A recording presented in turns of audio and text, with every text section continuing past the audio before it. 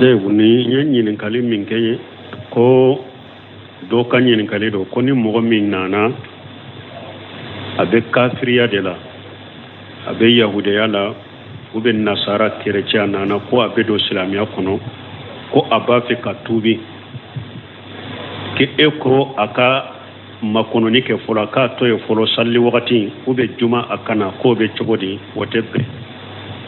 doni ke ba ko ni mo nana koni adan tigiraka ako abe tubi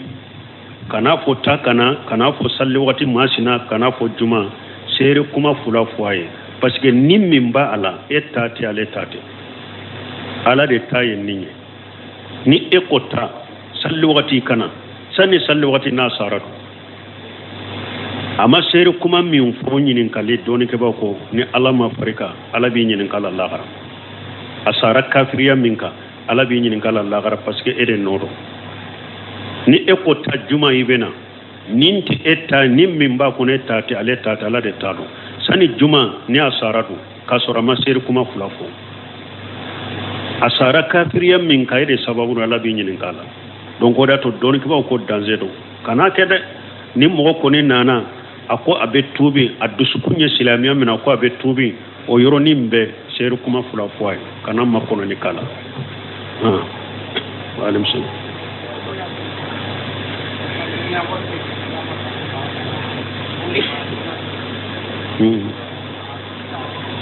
bon ko hadisa min bena ko dugukolo yomal kama do dugukolo min abe fale ka ke dugukolo werede ko dugukolo ala ba dila ka ke buri yar janna kono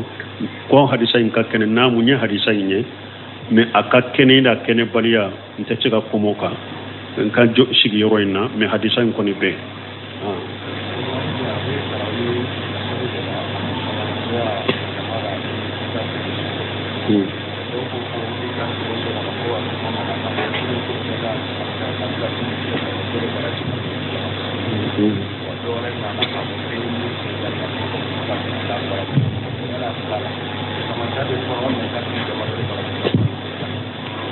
bon ko ambe sungalun nafila salli min ke jamala misrila ko yala ikelen ka salli kaso ani ka salli jamala fasamanta be juman ko pasike doko ko hadisa do nana ko ciden ko hada maden ka salli be kanyi ka sokono fo farda ko hadisa fana ko ciden ko ni jora ka faral mami ka fo kata salli ba ko su jolin nafila biye donc hada maden ni ko bi yere kala ciden ka hadisa wula ube ebe ciden ka hadisa wuta ko bi gosi ni nyogo nyete doro ibe fili o de to hadisa nunu foi ko kala hadisa dombaw ni karamo de ma qur'ana aya u kala mogo min be ila kala wala la fahmi salafu salih ika hadisa nunu kala iku kala mogo munun be la kala ala fahmu salafu salih men ni ko ka ciden ka hadisa ko ni kala ni muraja'a de ni kitabul laje ube ku kala karamo la fahmute minna ibe filide ube do shika de la yorowla kasuru shika site ciden ka hadisa salu te nyogo ngule shikatunu nyogonje donc hadisa minana ni ciden ko afdalu salatu lil mar'i fi baiti lam maktuba o yede nafila munu ni islamiya sariya ye nafila munu ake sariya kelen ku salli arawatibu nunu nafila munu be farda unofe o hadisa kambe uludema mana fajiri nyepe arakatali fajiri nini misiri kasu iko salli ka sokono o de kawse ka salli misiri kono sungalo salli fananye arakan nani mimbe salli ni ka duni misiri kasuru ikan nunun salli ka sokono akawsi ko salli misiri kono salli fana ko fe arakan fula ni ka duni misiri kasuru ikan nunun salli ka dukono akawsi ka salli misiri kono futuru ko fe arakan fula iku salli ka sokono akawsi ka salli misiri kono sako ko fe arakan fula iku salli ka sokono akawsi ko salli misiri kono rawatibu nafila munu ni kelena salli de keru masariya ikelenka uluke ika sokono ode kanyi kateme ku ke misirila men nafila ni silamiya sariya ye jama de ko masariya iko salli jamala o kausa ika salli kele ika sokono masala tile noro minali salli do ba fo nafila do ba farun kifaya sanji nyini sallu na nyogono jama salli de kera nunu masariyai ikan nunu ke misiri kono od akausi kelen ko kay tarawihi bo chogo de la sariya ye jama de ke tarawihi masunna akake jama de la akake misiru de la o de kera jama de akake jama la o de kera ale masunna ika ale ke jama la o de kay parce que chide nyere ya kene mo ye misiri la siu saba ube sunani asirana kanake farda de ale ya jo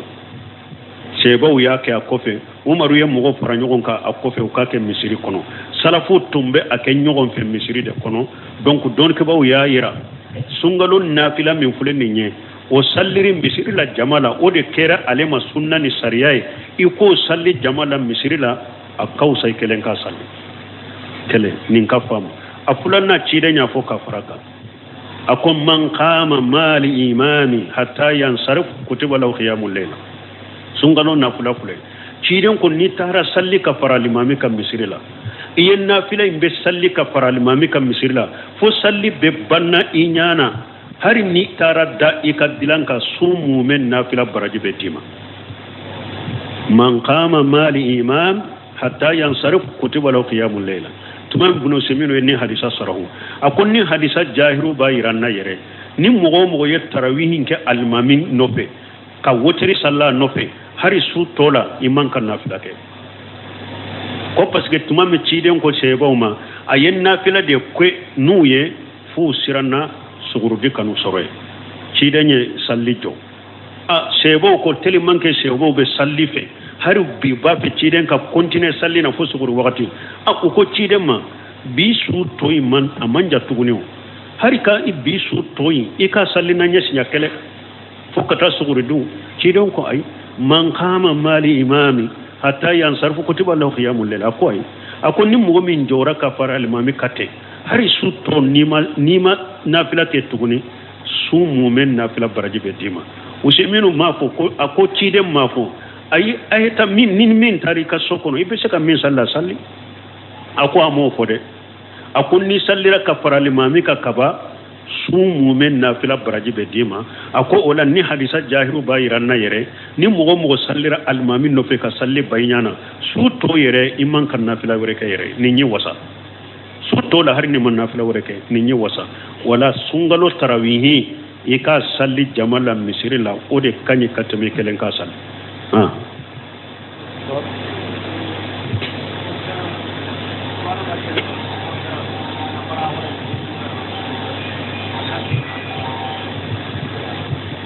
bon comme min ya comparaison o ba fama al muhadara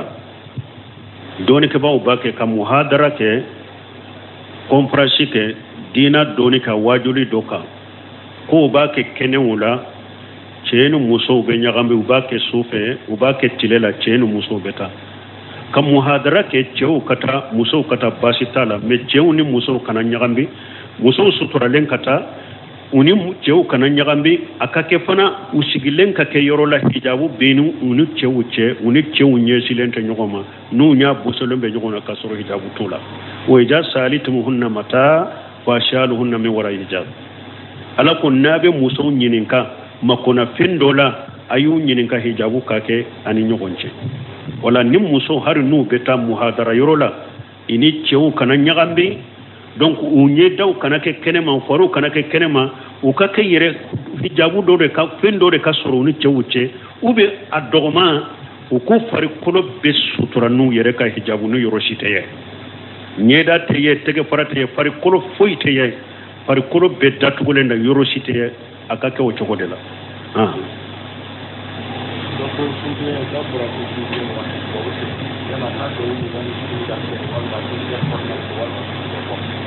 bon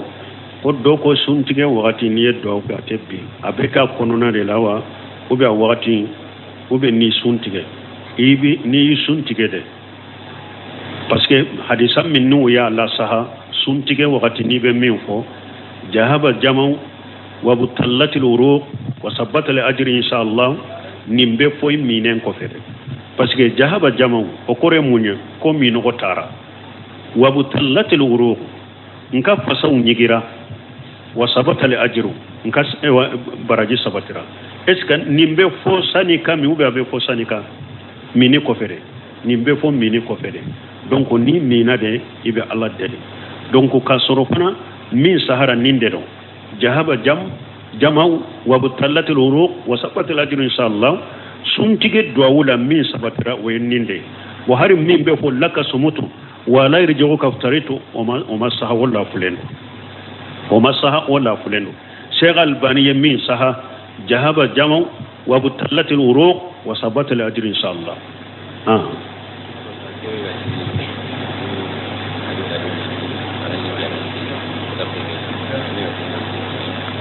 bon ko o do ale nyinin kalike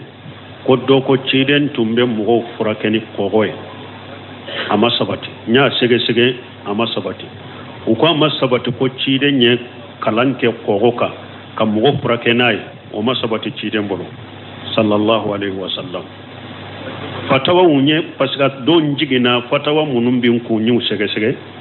nya soro doni ke bawo mununya fatawa ke kala daga muhammadu bin ibrahima ani abdurrahman jibril abdurrahman baraki muhammadu bin ibrahima ani abdurrahman baraki nya soro nunun de ka fatawala nu ko ka qur'ana kala kogoka ka qur'ana do jila na yelela jikono ka kogo do jila na yelela jikono be qur'ana kala ka sari ni ewa ikaddu kere wuye ube ka so kere ko be setane uge muhammadu bin ibrahima wuya nyine ko ya Allah daga abdurrahman al-baraki wa ya Allah daga me doni ke bako thomas wa wona usemini nyine karama kolla akwa sahalente kanake amma sabati ko tijina ka shebon ku ye furakeli ke ni ko ni togola min be fokuri ka qur'ana kalala ika sari ewa du kerefe ibi ka so kerwa be jinnaw ga akwa sahalente sheikh sal fawjan panama swama asahalente de ni ndoni ke ba fula ko nya yu ka fatawa ko me ko cide ne ye furakele ni ko goy ka qur'ana kala ko masaha o masabati ndoni ke ba ko toli rede kanyi ka toyede wode kuma sahalenye ko masabati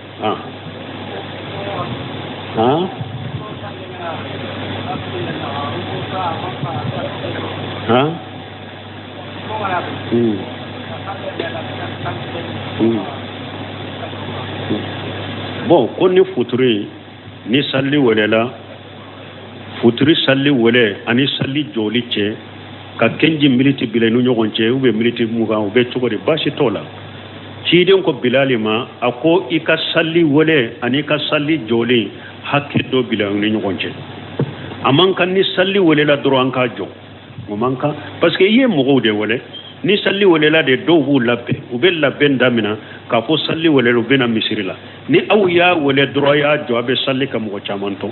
donc ni salli welela fo france ni do ka bilade sani salli ka korta sani salli ka jo wode kani mi hakke kerekerele ntala wode ato ciden ko bayna kullu azanini sala ako salli wele be ani salli korta be wordu be mo bole ka salli woni nyogonje wakati de be duma ni min be se kan nafila minke ibo nafila ko ni nyogonje parce que do ba ke fana ko futuri ko o ye wakati kelende ko futuri wakati ka teli komi so bolito do go fo o de la nulu ya futuri wele dero o be salli korta o sahalente futuri wakati ya damina ni tile pinna futuri wakati ba damina o de la fo kata bilema min be tile be ko be dogo o be ye futuri wakati doni ka o ye jatemina tile kabbi ani bilema min be tile bilo be ka dogo wakati dola eri kele ani militi bi saba wakati dola eri kele ani militi tani duru donc futuri wakati be ta wala wakati dola futuri wakati kata ni tile bina sani sa ko kase eri kele ani militi bi saba wakati dola comme ni wakati be surunya ka do nyogona wakati dola eri kele ani militi tani duru donc kuma sahalente ka fo fitiri wakati kele de doro kuma sahalente o yede waalaikum salam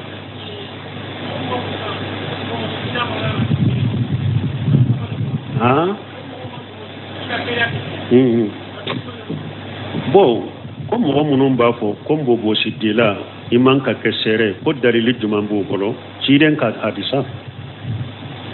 ciden de ko afulliha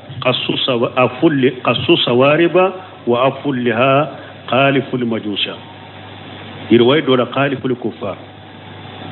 irway dola aful liha irway dola awful liha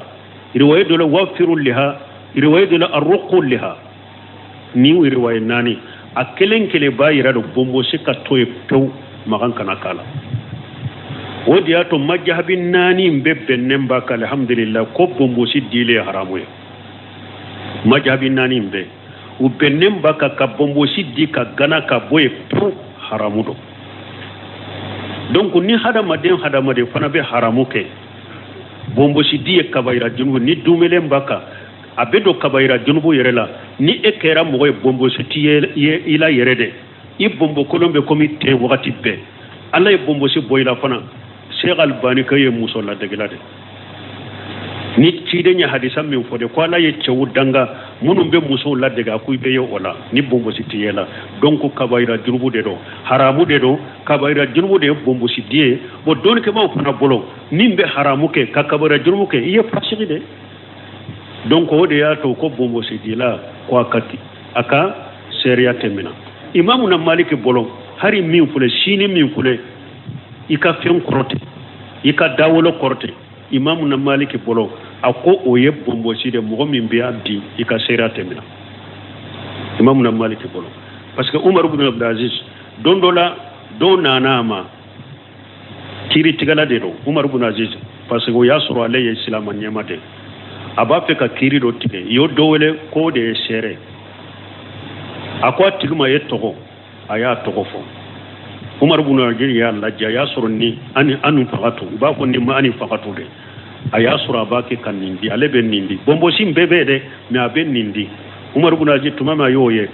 akoy etto te karasayde etto ye bombo si dilade nete ka sere yamina wuli katanti ka sere yamina donc doni ke baw ya jatti min wodela ne bunu simin ale fakke huye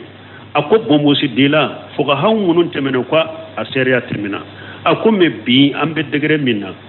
teli manke bombo si dila Allah sosola chayira silamaw chela nan ko bombo si dila atike sere akko muso chaman ka furusiri abedde se sere yare na ko di bombo si dila ka sere termina a furusiri ro chaman na sere soro libe gele yade donc ola akwambe wakati minu na fana am fana banka wakati kam mo nyuma nu kam mo telele wala jedere ku lu ka sere yamina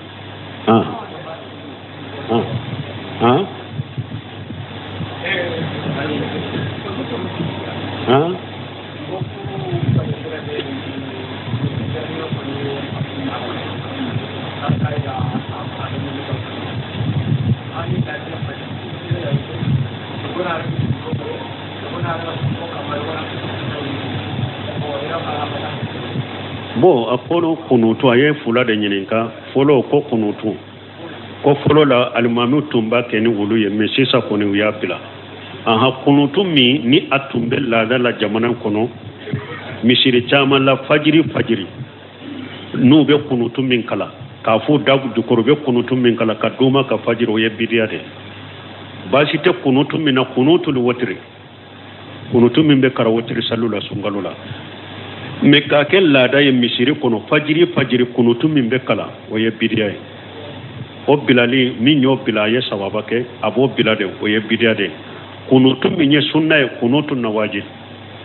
ni fenya silama usoro ambe kunutu kala fo kata bala wuli ka banka o kunutu ye sunna o be sungalo kunutu munun be kala nunu ye sunna me ka duma ka fajiri ka kunutu kala o ye bidiya min yo bilaye sawaba ke o kanyi ala kan nusara akwa fulana ko bolomina fo doba mina u baraka doba muno barakoro ko doba mina fo wa gonon koro bombo koro minye bolomina bolo fula be mina yoromi ni doni ke ka sigalini ko fe ni uya sabati disi bolo fina be mina disi deka min nana koyka mina barakoro harisa sahalunte harisa munu sahara o ye disi de ibi bolo fula mina disika ibunu baji ka sigali ko fe ani jabili ani burse minu nunu ani lezina daimo ka sigali no ka fe seli ko fe u ko min sabati lendo bolo fula be mina disi deka Sheikh Albani nunu be ko de sabati bolo fula be mina disi deka wa alaikum salam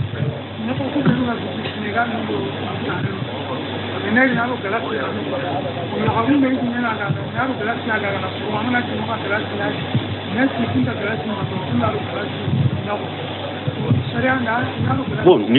ni fule ka min ɲininka ko jɛgɛ minnu bɛ bɔ Murutane u galasilen de bɛna cɛw ni musow b'u fɛɛrɛ u b'u ni galasi in de fɛɛrɛ ni e b'a pese e b'a sa u bolo i b'a fɔ u ka galasi bɔ a la k'u b'a fɔ yan ni galasi bɛ fɛɛrɛ nin masala ne ɲininkara nin na ko Allahu alam ma dɔɔnikɛba ka kuma si ye nin n'a sabatilen don nin bɛ se k'a fɔ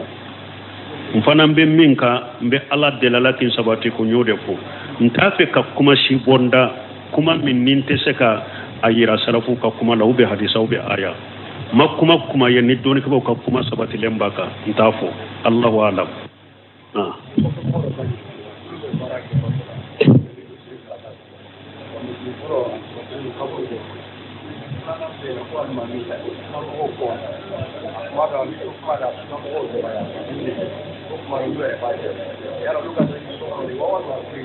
bon ni ɲɛ min ɲininka ko misiri fula bɛ olu kɛrɛfɛ ko misiri dɔn kaburu b'o kɔnɔ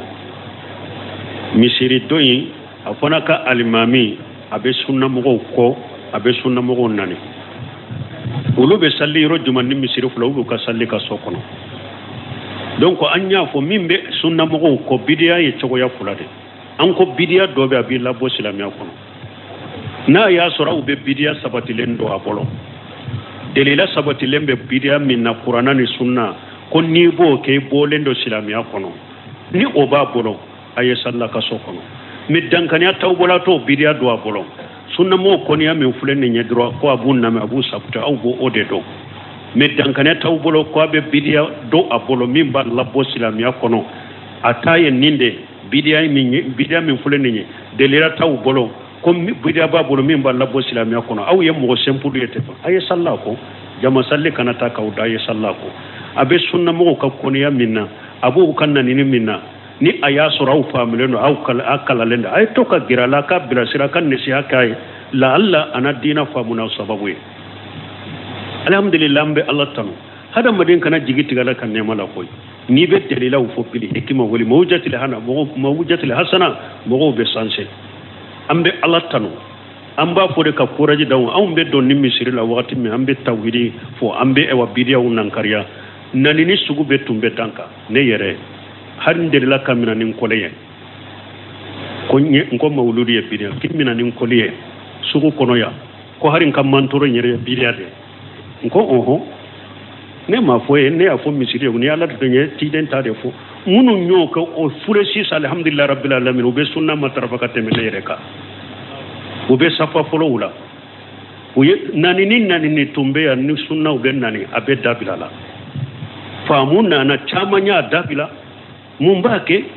udu ila sabili rabbika bil hikmati wal mawjati hasana ni aw yɛrɛ y'a dɔn sunnamɔgɔw kɔniya b'a la a b'u nani ni aw faamulen don wajulu cogo ɲuman b'aw bolo a faamulen don diinɛ la dɔɔni b'aw bolo a ye gɛrɛ a la n'a ka baro kan a ka lafaamu a ka kɔnɔnadiya kɛ a ka nasiha k'a ye a ka sanse a ka salila a kɔfɛ ni bidiya dɔɔnen ta aw bolo dankaniya bɛ min na ko a b'a labɔ silamɛya kɔnɔ a kana salila ka so kɔnɔ n'a ye mɔgɔ simple ye ten mɔgɔ t'aw lajɛ k'aw nɔ minɛ a ye salila ko jama salli tɛ bi ka bɔ aw kan a ye salila ale kɔ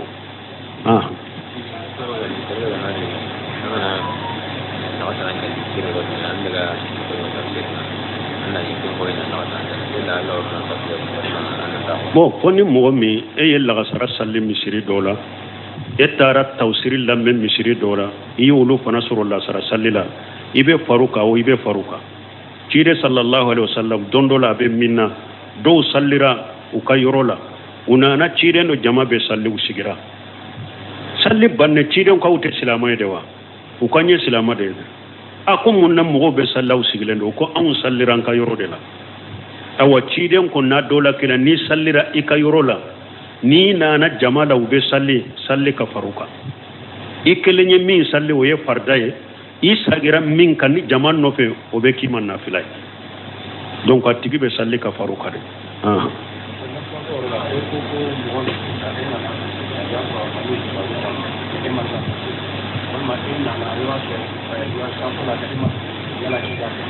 ko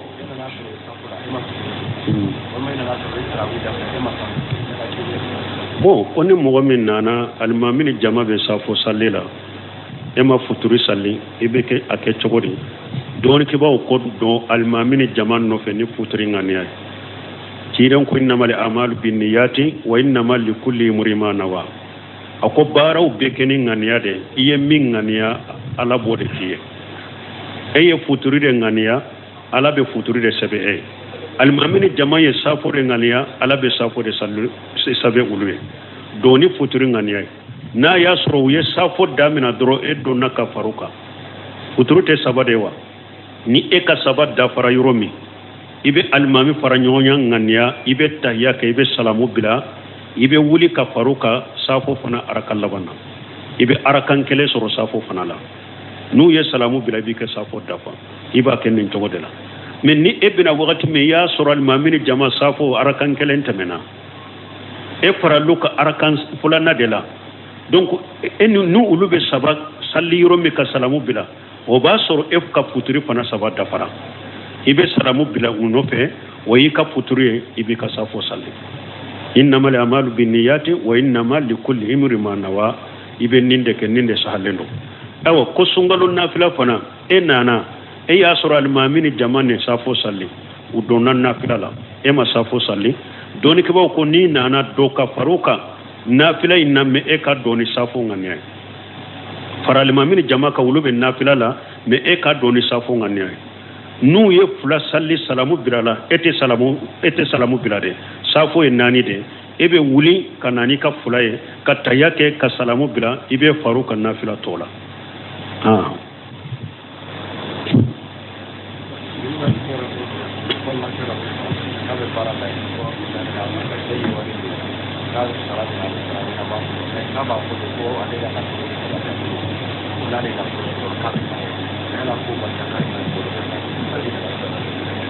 bon ko dɔ ko ale bɛ faransi ou bien ko ale bɛ faransi ko ale bɛ baara kɛ a bɛ fɛn sɔrɔ mais a tɛ sabati a bolo bon ko an bɛ bilasirali jumɛn kɛ a ye bilasirali fɔlɔ a ka sira la ɲɛ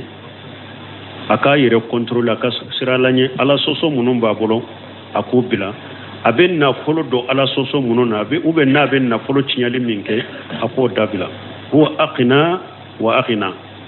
ala de bɛ mɔgɔ kɛ setigi ye ala de bɛ mɔgɔ kɛ fana n'i bɛ se k'i ka nafolo mara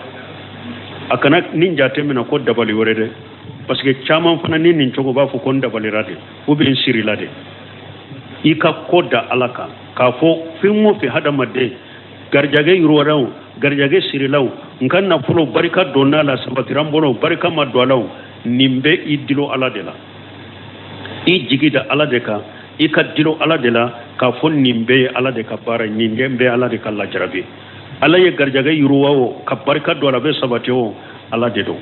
ala y'a kɛ fana garijɛgɛ ma yiriwa o bɛ n'a sɔrɔ la a tɛ sabati o ala ka lajarabi de don i k'a dɔn latigɛ ni lajarabi don a bɔra ala de fɛ i bɛ ala de deli ka sagi ka taa ala de ma ka sira ala de ɲɛ ka ala bato a cogo ɲuman na ka duwawu de kɛ ala bɛ barika don i ka nafolo la cogo min ka hɛrɛ don a la ka sabati bolo cogo min i b'o de kɛ waalaikum salam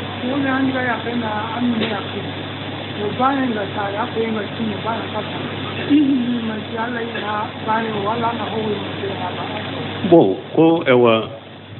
e muso jiginna i kɔrɔkɛ muso jiginna mais dɔgɔkun n de bilalen u ɲɔgɔn cɛ a bɛ komi nin dɔgɔkun nin jiginna nin dɔgɔkun in fana nin fana jiginna yala o denkundi fo i ka kelen kelen ta ka dama de b'a ka wagati la ou bien i bɛ se ka makɔnɔni kɛ k'u fara ɲɔgɔn kan min ye Ibn Qayyim tuma min a ye kitabu de la Tuhfatul Mandud bi Ahkamil Mawlud a ye kitabu de la nin ka denyɛrɛni ka kibaruya a n'a tɔgɔ da ni denkundi sagaw ka cogo a ko min ye denkundi saga faga wagati a ko sunna tile 7 de don mais yurwali b'a la i y'a faga wagati don o don ni ewa tile 7 in kɔni tɛmɛna n'i y'a faga don o don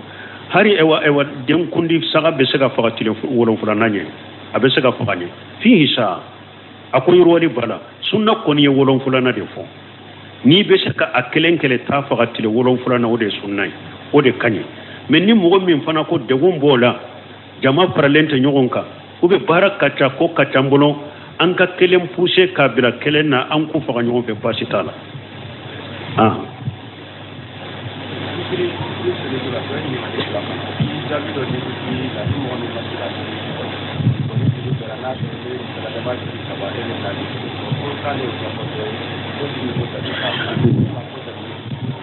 bon ko min ye wotiri ye ko su fɛ ni mɔgɔ min e ka wotiri e ma se ka sali su fɛ i ɲinana u bɛ sinɔgɔ i ta bon ni fajiri kɛnɛ cira k'a sɔrɔ i m'i ka wotiri sali fajiri kɛnɛ cira fajiri sali wagati sera wotiri ka sali wagati banna i tɛ se ka sali o la tuguni mais i b'a bila de ni tile bɔra i b'a sara ni tile bɔra i b'i ka wotiri sara ko a y'a mɛn an n'an ko n'i bɛ wotiri in sara tile kɔnɔna de la n'i b'a sali tile kɔnɔna de la ni dɛlɛla su fɛ i bɛ 3 de sali tile kɔnɔna na n'i b'a sara i bɛ 4 de sali ko dɔ ko dɛlɛla tɛ o la dɛlɛla t'a tigi ka kuma de la a tigi ye kuma min fɔ dɛlɛla t'o de la an b'a setu de ko a ko ciden ka su fɛ nafila a ka wotiri ye 11 de a ko su fɛ ni ciden ma se ka sali ni sugula fɛn dɔ ye ciden sugula a ma se ka 11 in sali sufɛla la a ko ciden b'a sali tilefɛla la 12 nin bɛ Buhari ni Muslimu de kɔnɔ mun ta fɔ ale delila t'ale de t'a la an b'a setu ko ciden ka nafila wotiri ye 11 de n'a ma se ka sali sufɛ ko a b'a sali tile kɔnɔ 12 wala o de y'a to ko wotiri tɛ tile la ni delila 3 de la i bɛ 4 de sali ni delila 5 de la i bɛ 6 de sali tile fɛ ni delila 9 de la i bɛ 8 de sali n'i b'a sali tile fɛ ni delila 11 de la i bɛ 12 de sali a delila ye hadisa salen do Buhari ni Muslimu kɔnɔ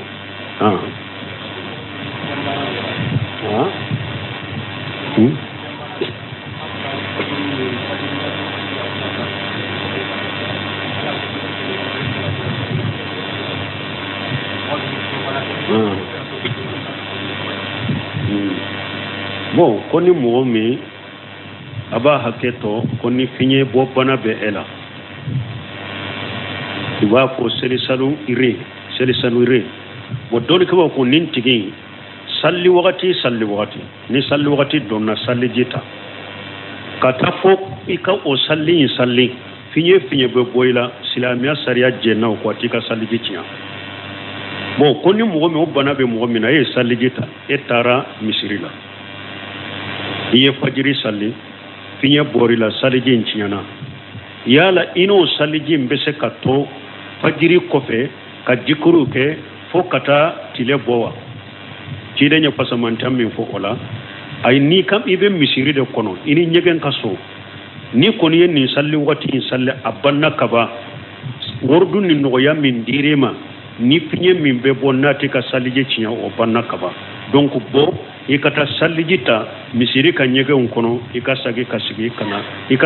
ka sigi walasa fo ka taa tile bɔ i k'i ka sali in kɛ baasi tɛ ka o la subhanaka allahumma rabbana bihamdika ashhadu an la ilaha illa anta wastaghfiruka wa atubu ilayka ni ye ɲininkali min kɛ ye ko dɔ ka ɲininkali do ko ni mɔgɔ min nana a bɛ kafiriya de la a bɛ yahudiya la ou bien nasara chrétien nana ko a bɛ don silamɛya kɔnɔ ko a b'a fɛ ka tuubi ke e ko a ka makɔnɔni kɛ fɔlɔ k'a to ye fɔlɔ sali wagati ou bien juma a kana k'o bɛ cogo di o tɛ bɛn dɔɔnikɛbaaw ko ni mɔgɔ nana kɔni a dan tigɛra kan a ko a bɛ tuubi kana fɔ ta kana fɔ sali wagati masina kana fɔ juma seere kuma fula fɔ a ye parce que ni min b'a a la e ta tɛ ale ta tɛ ala de ta ye nin ye ni e ko ta sali wagati kana sani sali wagati n'a sara don a ma seere kuma min fɔ ɲininkali dɔɔnikɛbaaw ko ni ala ma fari kan ala b'i ɲininka la lahara a sara kafiriya min kan ala b'i ɲininka la lahara parce que e de nɔ don ni e ko ta juma i bɛ na nin tɛ e ta ni min b'a kɔnɔ e ta tɛ ale ta tɛ ala de ta don sani juma ni a sara don k'a sɔrɔ a ma seere kuma fila fɔ a sara kafiriya min kan e de sababu ala b'i ɲininka la donc oda to don kiba ko danger do kana kede ni mo ko ni nana ako abe tubi adusu kunya silamiya mina ko abe tubi o yoro nimbe seru kuma fula foy kana makono ni kala walim sun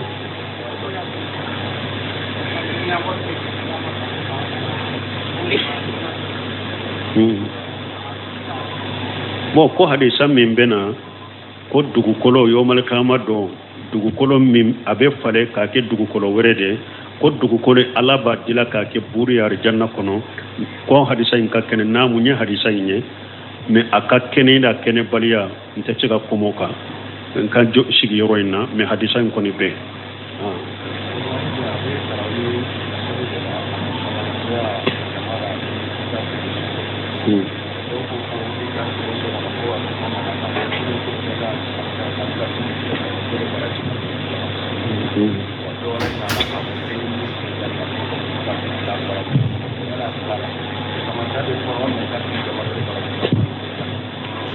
bon ko ambe sungalun nafila salli min ke jamala misirila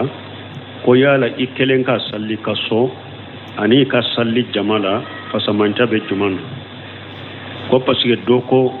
ko hadisa do nana ko ciden ko hada maden ka salli be kanyi ka sokono fo farda ko hadisa fana ko ciden ko ni jora ka faralimami ka fo kata salli ba ko su jolin nafila biye donc hada maden ni ko bi yere kala ciden ka hadisa wula ube ciden ka hadisa wuta ko bi gosi ni nyogo nyete doro ibe fili o de to hadisa nunu foiku kala hadisa dombaw ni karamo de ma qur'ana aya u kala mogo min be ila kala wala la fahmi salafu salih ika hadisa nunu kala iku kala mogo munun be la kala ala fahmu salafu salih men ni ko ka ciden ka hadisa ko ni kala ni muraja'a ni kitabul laje ube ku kala karamo la famute minna ibe filide ube do shika de la yorowula kasuro shika site ciden ka hadisa salih ute nyogo ngule shika tunu nyogonje donc hadisa minana ni ciden ko afdalu salatu lil mar'i fi baiti Allah maktuba o yede nafila munu ni islamiya sariya ye nafila munu ake sariya kelen ku salli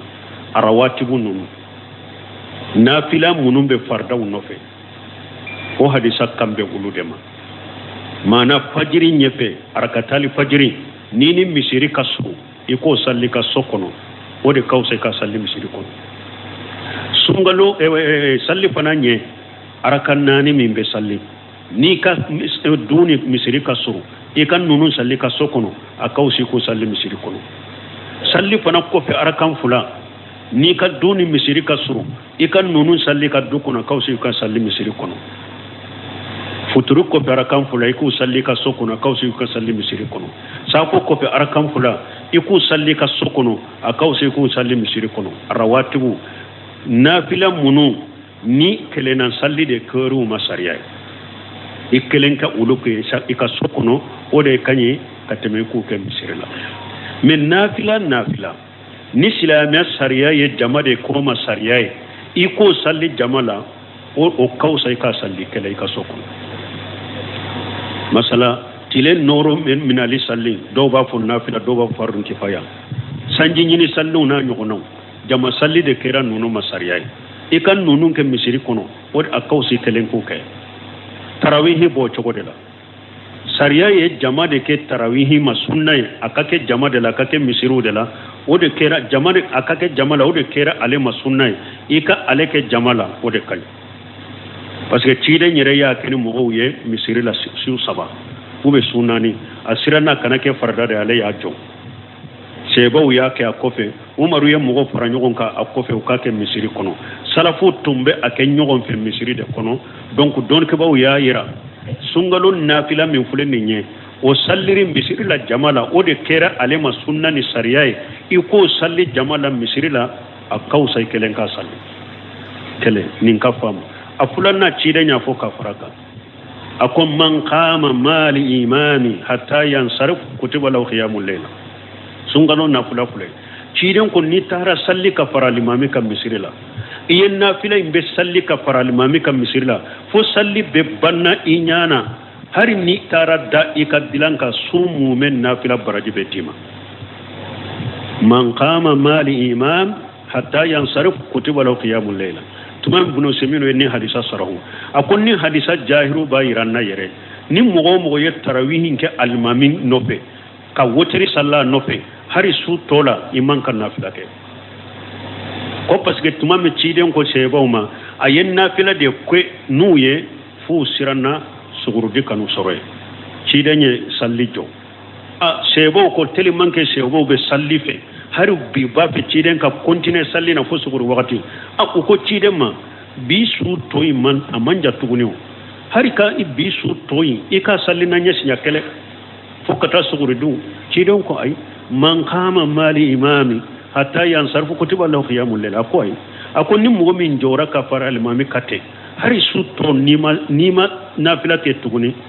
su mumen nafila baraji be dima useminu mafo ko ako ciden mafo ay ayta min tarika sokono ibe saka min salli ako amo fode akon ni sallira ka fara limami ka kaba su mumen nafila baraji be dima ako ola ni hadisa jahiru bayiranna yere ni mugo sallira almami no fe ka salli baynyana su to yere iman kan nafila wore ka yere ni nyi wasa su to la har ni man nafila wore ka ni nyi wasa wala sungalo tarawihi ika salli jamala misiri la ode kanyi katame kelen ka salli